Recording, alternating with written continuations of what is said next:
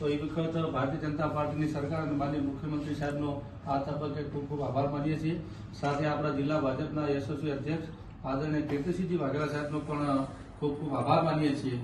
અને સાથે સાથે સાહેબ થોડીક અમારી લાગણી અને માગણી પણ છે કે આખા તાલુકાના લોકોની એવી ઈચ્છા છે કે આપણે કોર્પોરેટને બનાસકાંઠામાં રહેવું છે, તો એ આપણે વિનંતી પણ કરીએ છીએ કે કોર્પોરેટનો ફરીથી બનાસકાંઠામાં સમાવેશ થાય અને બનાસકાંઠામાં રહે એ માટે આપણે અમારી લાગણી અને માગણી પૂર પકડશો એ વિનંતી કરીએ છીએ।